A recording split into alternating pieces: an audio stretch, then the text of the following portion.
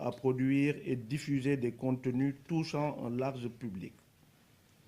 C'est pour corriger ces insuffisances et en application des dispositions du Code de la presse que j'ai tenu à organiser avec toutes les parties prenantes cette rencontre inclusive de partage et de consolidation de l'avant-projet de loi.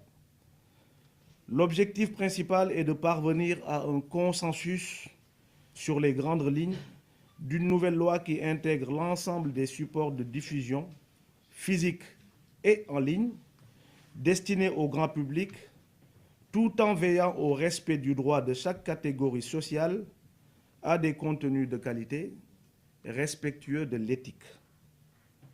Le contexte étant marqué par le développement du numérique et de la prééminence des médias en ligne, il va de soi que vos travaux, au-delà de la presse classique, devraient s'intéresser davantage aux nouveaux médias et aux réseaux sociaux. Il s'agit là, évidemment, d'un grand défi, sans oublier le respect des cahiers des charges et des conventions pour tous les acteurs audiovisuels. En effet, les plateformes numériques, les réseaux sociaux et l'intelligence artificielle présentent des avantages certains en matière d'accès à des contenus diversifiés et à une variété de services en ligne. Cependant, ils peuvent aussi être source de menaces sérieuses en raison notamment de la prolifération des discours de haine, de défiance, de désinformation, de manipulation et de déstabilisation sociale, politique, économique, nuisible à tous.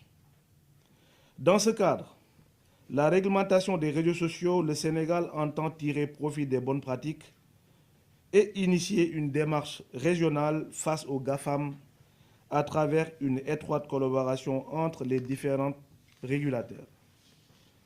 À ce propos, Dakar accueillera dans les 3 jours, précisément le 27 et le 28 janvier prochain, sans entraver les libertés de presse et d'expression, sera exigeant quant au respect des normes démocratiques fixées par la loi. Face aux possibilités qu'offrent les médias et les technologies numériques, chacun d'entre nous doit être animé par le sens de l'intérêt général, de la cohésion sociale, de l'engagement citoyen, de la défense des valeurs démocratiques et de l'éthique. La rencontre qui nous réunit aujourd'hui doit certes partir du cadre juridique et réglementaire existant, mais doit aller au-delà en intégrant toutes les préoccupations liées par la régulation dans un contexte de production et de diffusion de contenus dominés par le numérique. Les influenceurs et tout type de support en ligne pouvant capter d'importants visiteurs entrent également dans ce cadre. La réflexion est donc ouverte. Nous attendons de vous, chacun dans son domaine, des propositions pertinentes et innovantes.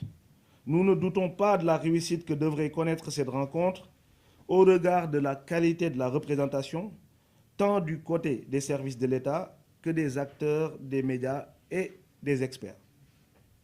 À quelques encablures du lancement du New Deal technologique, les conclusions de vos travaux permettront de dégager des grands axes de l'avant-projet actualisé et de définir les prochaines étapes pour l'élaboration d'une nouvelle loi sur la régulation.